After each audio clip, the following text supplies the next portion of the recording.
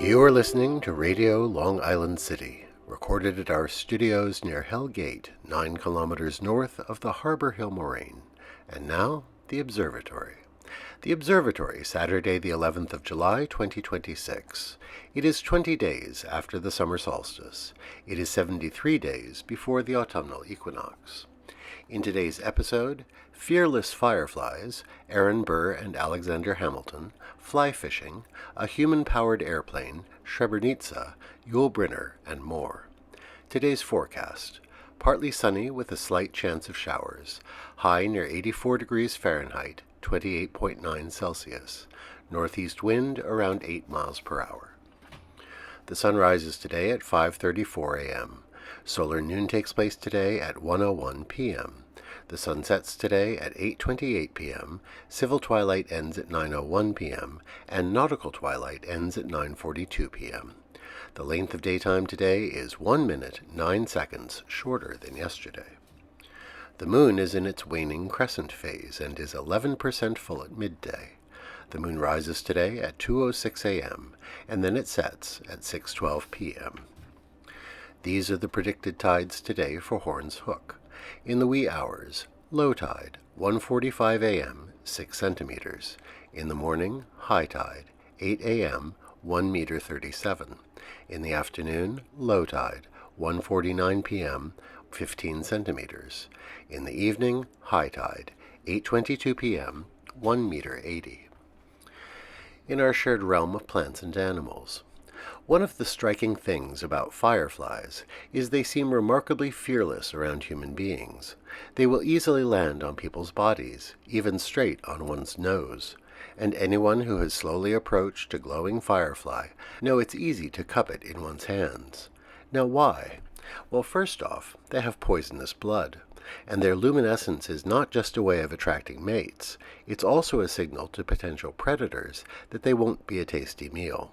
Note, unless you try to eat one, you won't be poisoned.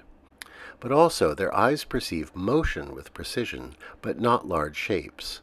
So a human sitting or standing still may not even register as a threat. And rather than practicing avoidance, they save their energy for escape. So flick a firefly, and it will dart off to safety. Commemorations. On this day in 1804, Vice President of the United States, Aaron Burr, mortally wounded the former Secretary of the Treasury, Alexander Hamilton, in the famous duel. It took place across the Hudson River near Weehawken, New Jersey. On this day in 1836, Alfred Ronalds published his book, The Fly Fisher's Entomology. In it, he details the habits of river trout and the insects that they like to eat, and he gives detailed instructions on tying artificial flies for fishing lures.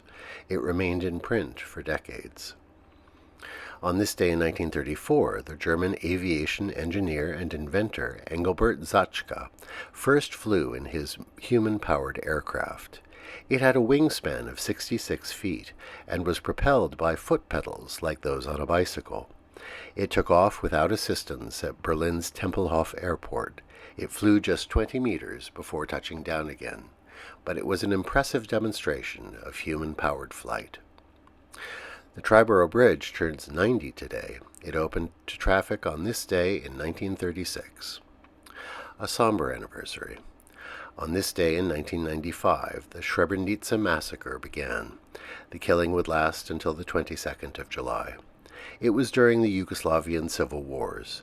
Bosnian Serb militias committed genocide against more than 8,000 Bosniak Muslim men and boys in and around the town of Srebrenica.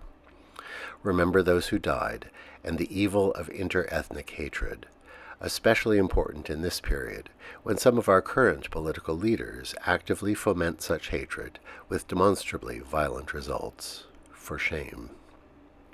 Today we remember Yul Brynner, born this day in 1920 in Vladivostok in far eastern Russia. He and his wealthy family fled the Soviet Union, and he arrived in the States in 1940. He played the Siamese King in The King and I on Broadway and later in film. He played Ramses II in The Ten Commandments, and he also had a lead role in The Magnificent Seven. We miss his smoldering energy. Remember Yul Brynner today.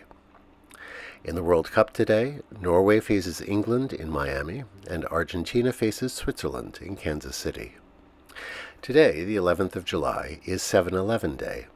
We don't usually mark corporate celebrations, but 7-Eleven is such an iconic chain that we think it counts as a cultural touchstone. 7-Eleven was founded in 1927 as the Southland Ice Company, taking its current name in 1947, when its opening hours shifted from 7 a.m. to 11 p.m. And so today is a good day to go down to the one 7-Eleven in our neighborhood on 31st Street near Ditmars and order yourself a Slurpee. Finally, Manhattan Henge returns today and tomorrow. At 8:20 p.m. today, the sun will set in perfect alignment with the streets of Manhattan. And that is the Observatory, Saturday the 11th of July, 2026.